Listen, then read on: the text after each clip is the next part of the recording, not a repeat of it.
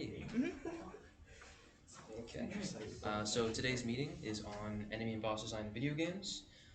We go over various different aspects of making enemies and making bosses separately, and also as joined concepts in video games. Yeah. All right. So the meeting question of the day: what's your favorite boss fight? One of my favorites is a boss fight at the end of Ys 8, which I'm actually basing our capstone project like a bit off of, where it asks you to change your weapon styling on the fly in response to a boss that is doing the same thing. And it's just a really fun concept, be switching back and forth and constantly keeping it on you on your toes instead of just, okay, smack, smack, smack, smack, smack, smack, smack, dead. Anybody else? Arendolph in the Discord says, Jack from the game Icy, capital ICEY. I actually have that game. I haven't played it yet, but I've heard good things. So, we also have Oryx from Destiny in the chat. Sorry, I didn't mean to interrupt. No, you're good. You? An Inscription, all of the stage 3 boss fights, or for like the Uber boss or whatever, they all have their own unique little fighting sort of quirk to them. So for one of them, for the attacks, you have a card that the bot makes based off of file size, where you go browsing through your, computer, searching for the largest size file. Of course, it dumbs it down for, balance purposes. But the larger the file, the more damage it will do, and the more it will cost as well. Okay. It's just, Grim from Hollow Knight, it's like a kind of a fast-paced battle. I've heard it described as almost like it feels kind of like a dance, like the way that you're interacting with his attacks and stuff. Like it's very fast-paced, keeps you on your toes, but it also feels fair. And once you can get the patterns down, it's manageable, I guess. It's like a sensor. Or NKG. Either one, I guess. Because that feeling's amplified a lot in the NKG fight, because then it's complicated. It's the full-on dance instead of just the okay. Learning the steps versus the actual Yeah. dance. One's practice and one's the actual rehearsal. Yeah. I haven't seen the fight, but I'm assuming there's like a state of flow in there almost, where things just kind of go from one to the next, and if you can get through it fluidly, it just works, kind of like that. And up until then, you're learning the moves, and going, ow, there's my nose broken, ow, there's this, okay, Yeah. there's that attack. Remember to dance with caution. Yes. Yeah. Same like very similar veins to that. A lot of the action stuff we're talking about, I would put like a lot of Devil May Cry bosses in there. Character action as a whole is pretty fun in that sense of finding a flow for it. It's so hard. Yeah, it's very difficult. It actually does test you. Make sure you know what game you're playing. Virgil especially, being the main rival for a number of games, being the antithesis to the protagonist Dante, he really tests your abilities as the protagonist, and it's pretty incredible to actually feel the flow happen and be able to interact with him correctly, be able to block his attacks or parry them, all that stuff. I'd say that goes right with that alley.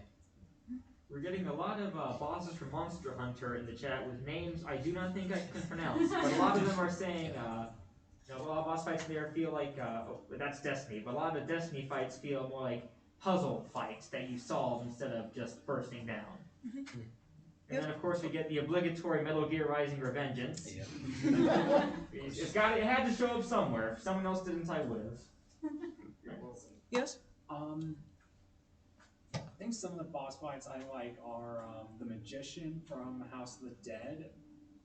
The thing about the Magician, the thing about the game you're playing is it's a classic arcade shooter, and the thing about Magician, he's always teleporting across the screen. Sometimes it's so fast the camera can't even keep up, so you're always on your toes throughout the entire fight. It's good to play on base mechanics there, yeah. Yes?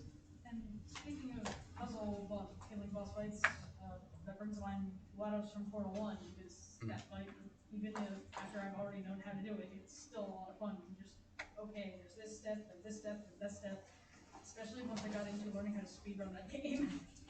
Because learning how to speedrun Portal is a whole different beast from learning how to play Portal. I think that's. Oh, you went? I'm thinking really hard, and I think it's kind of unsettling. I've played a lot of games, but I don't think I can think of like a favorite boss fight. Yeah, Or honestly. something I can really say stands out. That's fair. Yeah. I feel the same way, to be honest. It's like there's a lot of boss fights, and I don't really have a distinct favorite because most of the time I'm just like trying to beat them. but yeah. I could probably do it. Oh, you can go ahead. One I pinned down is in the Final Fantasy series, which as a the mainstay of RPGs as a whole, can feel pretty samey a lot of the time. But in one of the best ones, Final Fantasy IV, you encounter one of the one of the four beasts, one of the main four bosses that are like servants to the final boss, named Scarmiglione. This one in particular, Scarmiglione, named after thought he's a fur demon. He's undead, and it's a pretty tough boss fight. It's pretty grueling. He doesn't take damage easily, but if you find out fighting other zombie enemies throughout the rest of the game, you find out that some zombies will take damage to fire, but in particular, they'll also take damage if you use healing spells against them. Yes, and that's an easy way to just take Scarmiglione down in just a couple turns is keep healing him and healing yourselves, and that just does everything for you. You can even use a Phoenix Down, which is the revive item for the games, and that kills him instantly. It's a really fun twist on just what you expect from RPG. Yeah. All right. I feel like we've talked about, there's I feel like there's some games that strike a very good balance between puzzle battles and actual battles, and I'd say the Metroidvania genre, we always heard of Hollow Knight, but they do a really good way of mixing it, because usually Metroidvanias have a lot of movement-based abilities, and they're able to put those into use, like a lot of different tools you can put, and if put properly into use in the boss fight, they can be amazing. Metroid Dread's final boss is especially fantastic, and also there's this game called Iconoclasts, which stands out to me as being amazing, not because the rest of the game is amazing, but also every single boss fight is just fantastic to play. All right. That is my shill for today. Play Iconoclasts. I mean, there's my show for the day, play this 8. We can all have one shill. But can we have 2? Only if I get to, which is also play Iconoclasts. All right. Interesting responses. All right. So now let's get on to the discussion. So making basic enemies. So when you're designing your enemies, you want the enemies to be designed so it can be so that players can practice their combat and just how the game works. And you want to help them be able to learn something new while beating the enemies, like maybe a new combat skill or a new strategy on how to beat them quicker. So ways to make the enemy more exciting to beat is have the enemy have a certain physical appearance, have the behavior aligned with the enemy, and implementing new gameplay mechanics to the enemy. It's pretty simple stuff like Mario Brothers, classic game, obviously. Classic enemies being Goomba, Koopa Troopas, Hammer Brothers. Show a pretty basic example where you start off and the first enemy you encounter is a Goomba, and all you know is you can move forward and you can jump. And the Goomba just walks. And it looks a little soft on top, so you try to jump on it, and that kills it. And moving on from there, you encounter Koopa Troopas, which have new visual designs. They have a shell, interesting, but they still take damage. They still are killed by a jump on them. And then that shell can then be used against other enemies. And moving onward, they expand upon basic enemies pretty straightforward like that, and pretty good basis for intuitive enemy design. So for the visual design of the enemy, so to have a design for enemy that makes sense and makes it more exciting for the player, have their design match their moveset. So for example, if you're going up against a little tiny enemy, it would make sense for them to have attacks maybe a little pound move like in Pokemon.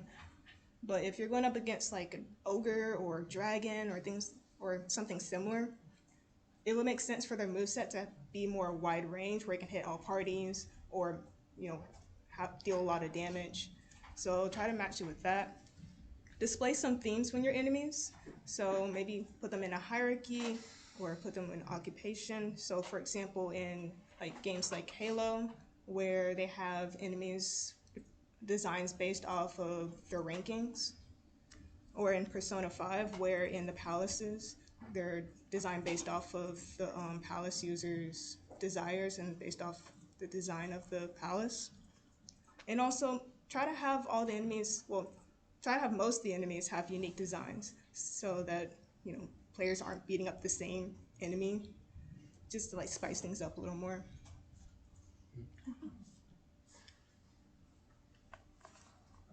One thing I would like to say real quick is sometimes you can get away. It's not something you should rely on, but sometimes you can get away with the novelty factor of just reusing the same design from an enemy but having it fight in a different way.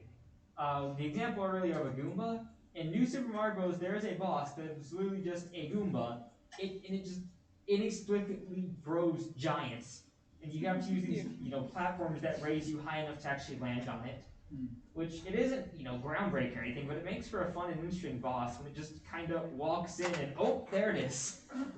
So you can have something stand out like that, but it's not something to rely on too much. I say with have more unique designs for a longer game, because like with a shorter game, you can kind of get away with using the same designs. But if your game takes like 18 hours to beat, it probably would, add some more unique designs so that it's not as boring to keep finding the same enemies. I suppose what I was saying is more of an example of knowing the rules well enough to know when's a good time to break them. Yeah.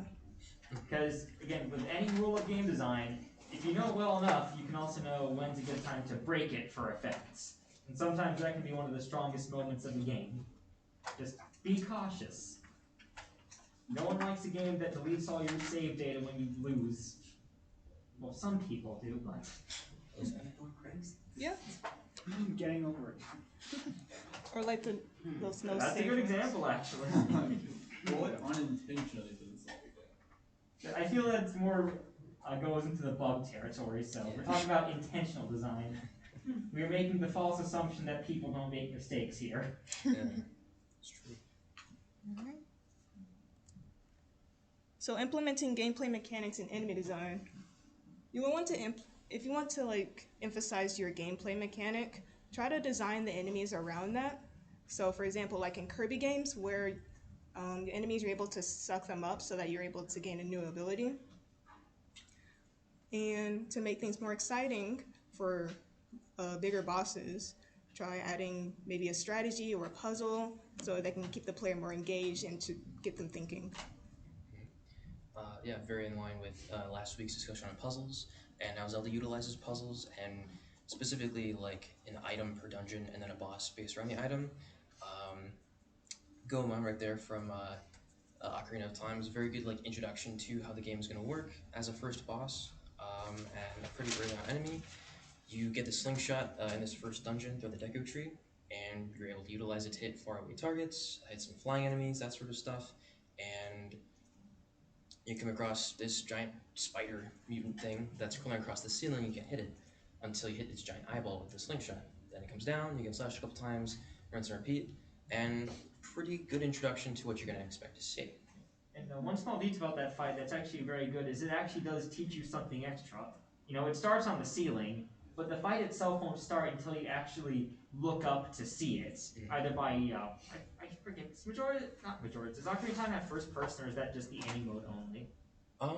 So now you can go into first person when you pull out the slingshot. I think it's just first person when you're trying to aim. Okay. It goes Yeah, I think so. into first person when you're aiming unless you lock on to an enemy. Okay, I just had to make sure. I didn't know if there's a dedicated first person, but like Mario 64. It's only if you're not locked on to the enemy. Yeah. But in order to start the fight, you have to actually pull out the slingshot and look up at it. So it does teach hey, you have to look around, you have to aim, and by already pulling out the slingshot to start the boss, you're already primed. Oh, hit boss with slingshots. Yeah. So there's a lot of design going in there, even if I forgot half the control scheme for moments. Yeah, forcing the player to like recognize the third dimension that now exists as Ocarina of Time was the first 3D Zelda. Very good way of showing the player even more what to expect. It's actually a decently common thing in boss fights to like let the player fight a very weakened or mostly inactive version of the boss for the first few hits, so you can understand here's how you actually progress. There's a lot of examples that I can't name exactly off the top of my mind. Kingdom Hearts. Sure, I haven't played one, but I trust you. No, yeah. Yeah, it's a very common thing. Just the boss will be doing very weak or infrequent attacks, or even nothing until you get that first hit, and then you understand. Oh, that's how I do things. Alright. And this leads usually into bosses as a whole. Because bosses are just even bigger enemies. As we've been discussing, Goma as if it was a basic enemy, even though it is the very first boss of Ocarina of Time. It just shows you how connected the ideas are. As you're going through the various enemies, like I said, with Goombas and Koopa Troopas, that sort of stuff, you want to iterate on what the player can do with their very base mechanics. And bosses are no different. If you've already been, going big, then go even bigger with them. And if you've only focused on using one element of gameplay, focus on using more of them. I suppose that's all I think for that slide. Yep. Another thing you can also add, is the whole time bosses, where you have to beat the boss in a certain amount of time. Those always stress me out. But it's a good way of trying to think fast, try to figure out, okay, how should I beat this enemy fast in enough time? Yeah. You have to be very careful with balancing those, otherwise your players will hate you. Trust me. I'm the player that hates. I will hate you if you don't balance it properly. Oh yeah. I guess to specify what the second point means, like if you've only been using platforming and you have a combat mechanic, if you want to implement the platforming and combat, or use platforming as a form of combat, like Zelda, again as an example, I do like Zelda, it tends to separate its combat / exploration and its puzzle solving in the dungeon itself, so you can get a handle for what each of those means. And then when you come across the boss itself, you're in an active environment with an active enemy, and you must use that puzzle solving in that, against a moving target to be able to pin them down and then do the damage you want to do to them. It's echoed throughout basically every classic Zelda series game, all the way up until Breath of the Wild, which is a much more open game. That one is a bit more loose when it comes to enemy and boss design, as you can basically beat up anything with any weapon you have. So, yeah. Roll up in your underwear and beat the crap out of the final boss. Yeah, you can.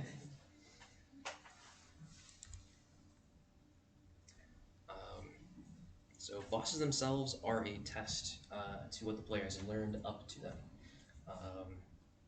It's important to prioritize what the player knows they can do when fighting them. Good examples here. I really like the Dracula fight from Castlevania 1, featured on the left there. Very classic game, very brutal and grueling.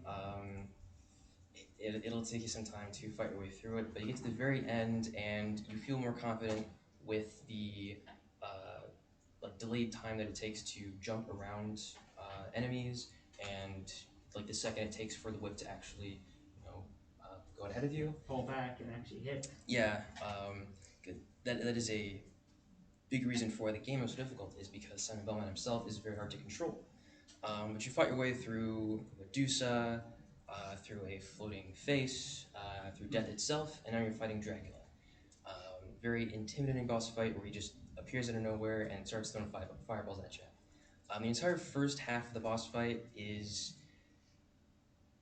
really cool in how it emphasizes the player's skill and reaction time in jumping over the fireballs at just the right distance from him, while also being able to hit his head, that being the only weak point on him with your whip at the same time. It's just a perfect mesh of the jumping and whipping into one attack. Unfortunately, the second half I would say is not as carefully made. Do you have holy water? Yes, no. Pretty much. The best and as far as I've seen, like most common way to beat the second form is if you exploit the NES's like item generation, where if you go, off screen back on screen and keep generating more candles to get more holy water and the ability to throw more holy water at once. That's just the best way to fight the second boss is if you keep sending him holy water. It's a bit unfortunate. In similar vein, as I mentioned earlier, Virgil, a big test for how the player understands how to play Devil May Cry as a whole. The game involves acquiring a lot of weapons, utilizing a lot of like gameplay styles where you can dodge attacks or you can block attacks or parry them, a whole lot of stuff. And Virgil requires you to be able to know what everything your arsenal does, and how to intersplice attacks. Now, these are for more action-oriented games. All sorts of genres have different ways you can approach bosses. Pretty basic stuff is that RPG bosses, like I mentioned with Final Fantasy, knowing certain stats and numbers, how to approach enemies of certain types in certain ways. I said Scarmiglione is a zombie boss, so if you've used fire on zombie enemies, you can use it there too. Platform bosses, as I mentioned with the Goomba boss, pretty exclusive situation where you expect a regular enemy, but it still utilizes, moving platforms in a specific way.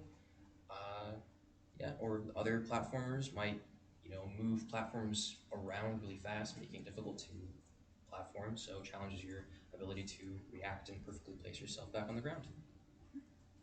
Yeah, so to add on to the platform bosses, an example you can also use is actually to beat the boss using the enemies itself. Because, example in games like Sonic Unleashed, where in both the normal Sonic and Werehog Sonic, you can use the enemies to deal damage with the boss. So you can also implement that as well, try to integrate that into the boss fights. Yeah.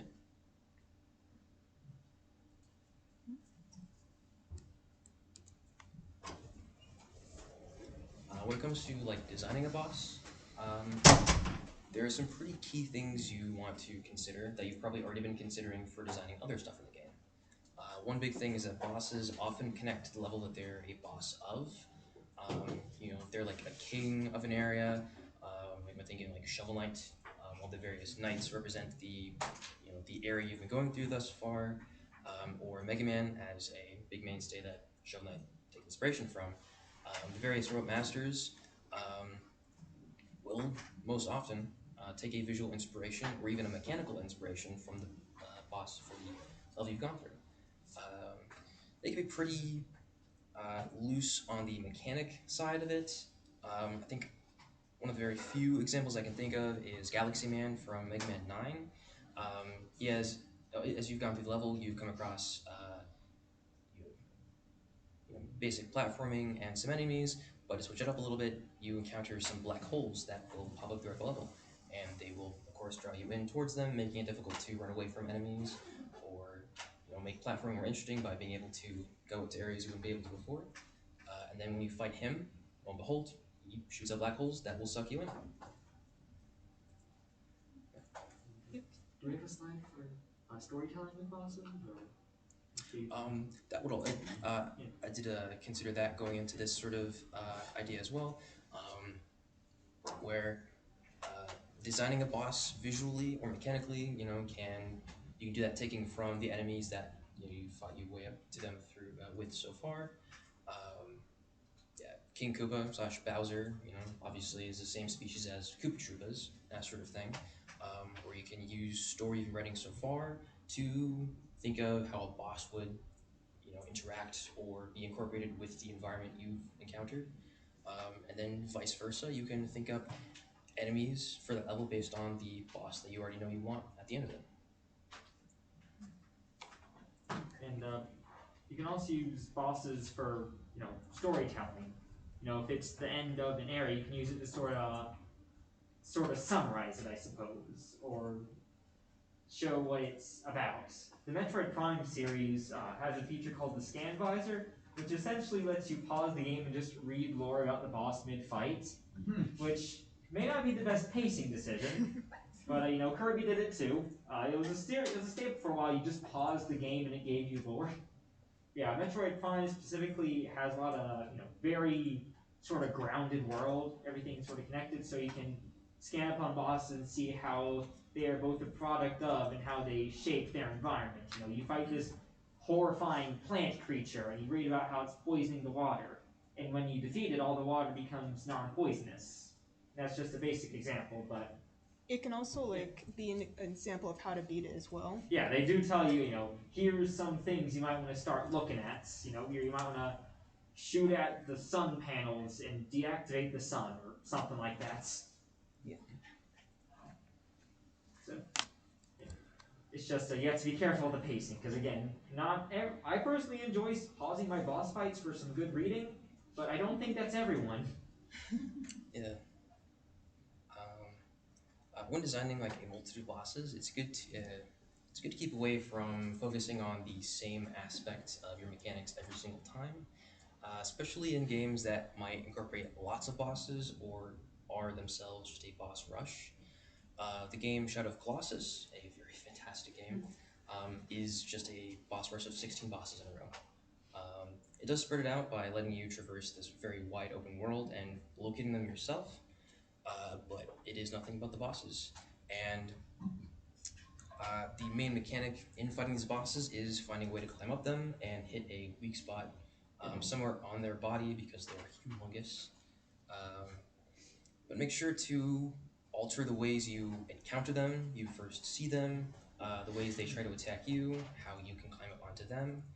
While a boss might have hair up its leg that you can just climb pretty easily, another one might have stone blocks for legs that you can't climb up, and instead you have to make it hit the ground with like its sword, and you climb up that.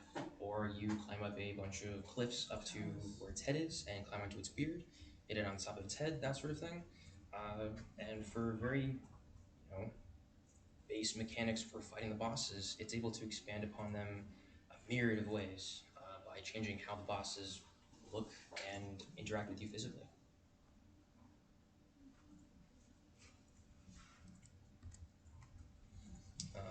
And in that same vein, don't rely too much on, a good boss. Like I said, disperse the ways you interact with a single mechanic.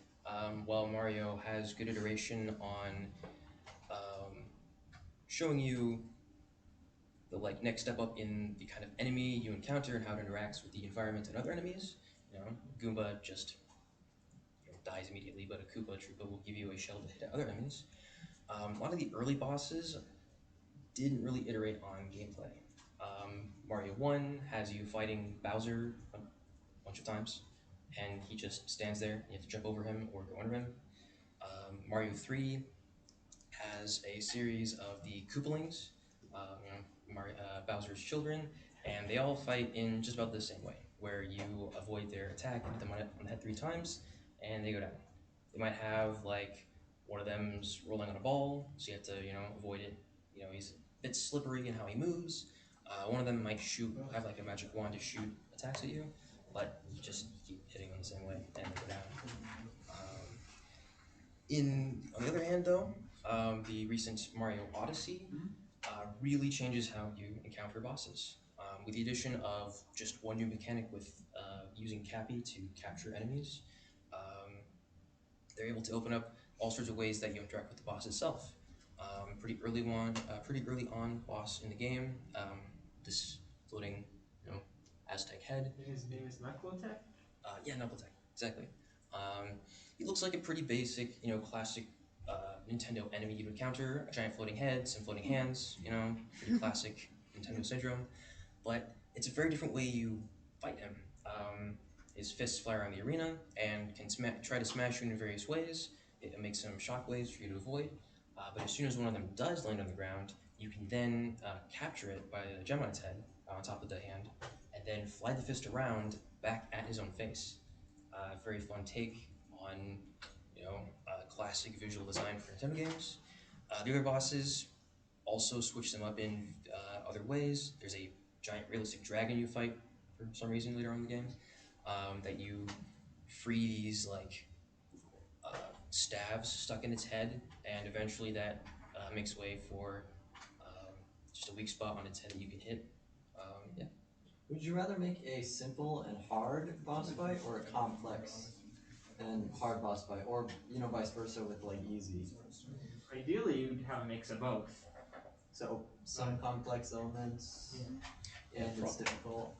Or like, if you can, I know some games will hide more of the complex things on the side as like optional super bosses. Yeah, In yeah. the As an sequels, option. and that's where they really pulling that. Because odds are, if you're willing to put in all the time to get there, do all the secret stuff, you're gonna have a better grasp on the mechanics than someone who's just trying to go through. Because I feel that's sort of the best way to go about it. Just because people who are just trying to play through the game get to have the more simple stuff, and the people who want something to sink their teeth into a bit more can go farther.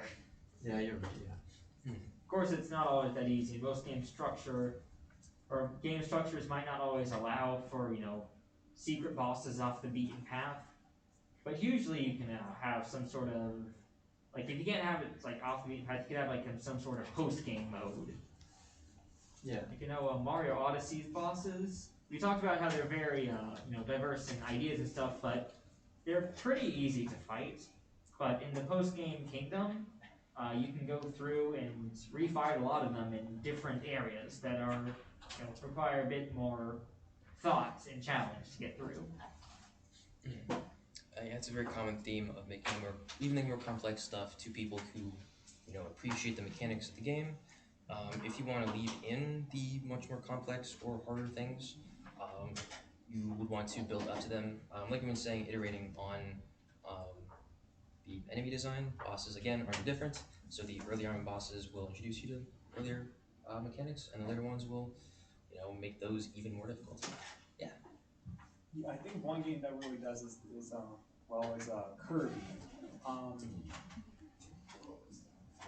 There are two types of boss rushes you can normally play. There's the arena, which is the normal bosses, and then there's the true arena, which features harder versions of bosses. And what makes the true arena interesting is sometimes they'll throw in a secret boss that's exclusive to the true arena, which is usually a much harder version of the final boss in the game. Just kind of piggybacking off the Kirby point, and kind of the point you were saying where it's almost like a reward for players who kind of in the mechanics of the games.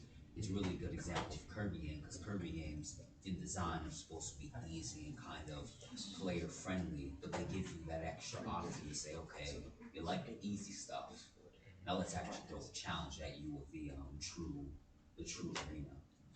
Exactly. Yeah, they do the same thing with Toho too, where like after the final boss, if you're able to complete it without dying, you're able Without having to continue. without continuing. They're not that strict. Yeah, I forget, without having to continue, you're able to get access to the extra stage. You're able to fight the even harder final boss. And keep in mind, Toho is not an easy game, so you're gonna be dealing with a really big challenge with that. Super easy, just don't get hits. Probably. Get hit easy. Something else you can do though, if you do want to have a really complex boss, one of those things that's more of a know the rules so you can break them, is you can intentionally put in a sort of trick that makes it a lot easier. Like he was saying earlier with the Final Fantasy boss, like the undead zombie boss, you can use a phoenix down to instantly kill it. So using a fun little trick like that, you can have a complex boss that people who want to fight it normally can, but people who are stuck and just want to get through can use the sort of cheesy strategy, or the one that just sort of gets you through. Just as a fun little piece of trivia. And it's also a nice thing to speedrunners. If you have a really long boss, just give them a skip button. It's true. I'm not biased. Do it. Yes, please. Please allow us to. I would say, in the vein of making the complex stuff, probably more often than not, make it optional. As you've all been saying, it's really more for the player's appreciation of the mechanics. Example is Ultra Kill, a very fantastic character action game. if you're able to get the perfect rank on all the Act 1 stages, you unlock a very secret boss in one of the early stages that will give you hell. It's really insane. It's a game, I'm not going to spoil it all because I would recommend anybody go play it, though it is pretty grueling, but very fun too. Yeah, like all these examples are pretty much just do that. If in most cases, yeah. I just wanted to touch on, I think someone was talking about like storytelling bosses. Something that came to mind was the Undertale and Belgium series. And one of the things I noticed about that, in a way, it is testing the player's kind of knowledge of how the game works, but in a really kind of fundamentally different way. Because most people would see the game and say, oh, you know, the main mechanic is this RPG where you have to almost survive a bullet hell to get past the enemy. But the real mechanic they're trying to, like, I feel like they're trying to get to you in those games. It's like, okay, we need you to think out the box. It's not just about hitting the enemy. Like, what can you do outside of that to overcome this issue in a peaceful manner? Very much. Yeah, and that's also another example of, bosses interacting with the gameplay mechanic, because, there's two ways to play Undertale. Is either you don't kill enemies or you do kill enemies. Or you do a little bit of both. That as well. But yeah, Undertale, Toby Fox knows what he's doing. It was all made in game or RPG Maker. It was Game Maker. Game Maker, yeah. Yeah. Game Maker Studio 2, I believe. I think so. I'm not too sure we have a slide on this exactly, but I would like to add, when it comes to preparing for bosses, please, for the love of God, let the player know that a boss fight is about to happen, because the last thing the player needs to know is that they're like already damaged from like dealing with another boss, and next thing you know, Allow them to save. Holy cow. Yeah. That is a point I will put on my grave. Allow them to freaking save. yeah. And then also those boss fights where you don't actually need to beat them, but they don't tell you that exactly, so you waste all your items and realize, oh, I was supposed to die anyway. Not the greatest example, because I understand why they do it, but Mega Man games, sometimes you'll have like a middle of the stage boss, and you're only really expecting like, okay, I'm picking the stage, I'm gonna fight the dude, the robot master at the end of the stage, and just in the middle of the stage, after getting through some terrible tribulation or trial, it's like, oh, we have a little boss for you, and it's just like, God damn it. I think the only like place where that's fine is if it's like the final boss, because it's expected. But if you want to be more subtle about it, when there's a boss fight coming, a lot of games do the whole like there's no enemies and it's just an empty road, and it's like, okay, something's coming. Yeah. So you can do something like that. It would be a funny game though if the final boss just randomly wanders around the map, and if you fight it and you kill it, you just win. So it's almost like a survival horror kind of thing where you have to try to avoid it. Or if you're feeling bold, just go crazy. Again, roll up in your underwear. See if you can beat it to death over 40 minutes. That's a really good Or idea. defeat the final boss only using mops. They're not final bosses, but in SMT5, there's enemies that are like much like higher level in certain areas, and you have the option to fight them, but you'll like die immediately because you're level 15 and they're level 40.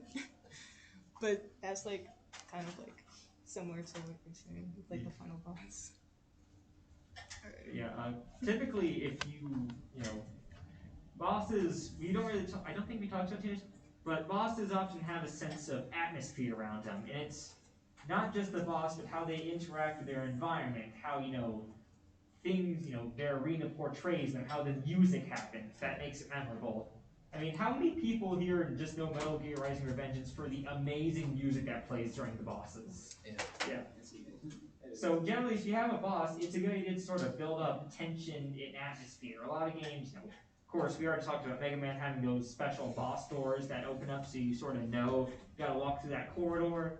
And that's the case for a lot of games. They'll have these special marked doors that often have, extra, flashy animations for opening. Dark Souls has like those fancy fog walls that your character dramatically steps through. So it can be a good idea to just build up atmosphere with that, make it, intense moments. Or again, if you want to know the rules so well you can break them, just drop the boss on them. Again, be careful. You make sure you know what you're doing, but in like a survival horror game, having the player waltz around and then suddenly the boss just lands right next to them, that can be a good experience. Again, that is very much a know the rules before you break the rules scenario. One fun idea I'd like to try is trick the player into thinking, after you go through a short introduction level, trick the player into thinking you beat the level, but the final boss comes out of the goal. Yeah. I think I'm trying to remember there's a game like that where you start off winning, and then all of a sudden, like, I don't think it's final boss, it's just someone really powerful drops in and starts destroying stuff, and the just objective changes to get the heck out of there just all of a sudden. I mean, Mega Man X is an easy example of that. We have the opening stage, which is pretty brand new to Mega Man games. That teaches you, hey, this is how the game works. Pretty basic stuff. I'd say Egoraptor, classic online person, has a great video on the opening stage of Mega Man X. But at the end of it, you encounter Vile, a late stage boss. You're not going to fight for a while, but he beats you up pretty badly. And you are at the mercy of Zero to save you, who comes in out of nowhere, slashes Vile to bits, gets Vile out of there, and then you go, wow, he's so cool, I can't wait to be like him. And then later on, when Zero is fighting Vile and gets badly damaged, you are able to take on like Zero's weapons, and then kill Vile yourself. It's very, some story presentation for that, as well as showing you what you're gonna need to do eventually, and then hype you up for it. Well, make you understand, but it's the fact that it's pretty cool where. So one of the last things to wrap up some of these concepts is the first boss versus the final boss. As we've been kind of hammering in through this entire thing, iterating on mechanics and teaching them to the player is the important thing about it with enemies. Mechanics are how you interact with them in the first place, so it's important to know what you're doing against them. And like you're mentioning, the first boss is, introduction to what you're going to expect fighting other bosses in the game. It'll show you some new stuff. Good example, Girahim in Zelda Skyward Sword. If you're able to wrangle the Wii Remote, you're able to get some pretty cool sword combat throughout the game. It's pretty simple stuff up to that point. There might be some enemies that, you slash them this specific way and they're dead immediately. You might use the sword, like the Skyward Slash where you hold it up in midair and slash something cool with it. Something else happens. Lots of basic puzzle stuff that way. But then you're going to come across Girahim for the first time, and this very evil, slinky dude walks up to you and, alright, sword fight time. Got him with a sword. And then you go hit him, and he blocks your sword attack with his fingers. And you keep trying that all over the place. And you have to get used to, okay, there's some actual mechanics I have to get used to instead of just waggling the remote around. Thankfully for a lot of this, the Switch port, I would say, it's way better. You actually have control over the sword, so I recommend playing it. But your sword attack's not working, and so you figure out, okay, well, if I trick him this way and then hit him the other way, that works for a couple times. Then he gets to the midway point, and he pulls out a sword. And now you have an actual sword fight going on. You fight him a couple more times with the game, and racks up the difficulty with fighting him. There's some other bosses you encounter here and there. Galactos is probably the best boss where you use his own swords against him. And then all the way up to the final boss was the ultimate test. Everything so far has been, making sure, you know what certain things do, for later dungeons, that sort of thing. Right, introduce something else new, like with Girahim showing off, what boss encounters are going to be like. Then the very final boss is Demise, the Demon King. It's a pretty wicked boss sword fight in and of itself, and Nothing new really, except for a really tough enemy in a sword fight. And you have to use everything you've learned so far in the game to fight him. You have to pull everything out of your back pocket that you've learned so far with this sort of fighting. Pretty basic simple. It's applied to a lot of things in general. I'd say not a lot of Zelda games do it though. If you fight Ganondorf, it's usually just hit him a couple times with just the Master Sword as opposed to a regular item. Character action as well, like Devil May Cry as I mentioned. Mentioning that a lot just because it's a really good example of making sure the player knows what they're doing. Virgil every single time is going to make sure that you know what your weapons do and that you know what his weapons do. And that you can react to them properly. You can up your own skill, practice against him, or do earlier stages to practice even more. That's what the final boss, usually is it's that final test for you to make sure you know the game you've been playing. If you're clever, you can make it so the first and final clash are against the same foe, either through in media res or something else. Mario and Luigi Dream Team has the tutorial fights be against one of the. Sorry? So look. Yeah, it's a very good game. Has the tutorial fight be against one of the final bosses, and so you can actually see they don't go all out on you obviously, but you can sort of see some of the attacks they do in advance. They're very toned down versions because you're learning. But you can then see them later on in the game at the final, oh, I recognize this attack. So that can be a nice way to sort of mirror everything, sort of parallel what's going on, and sort of teach the player of things.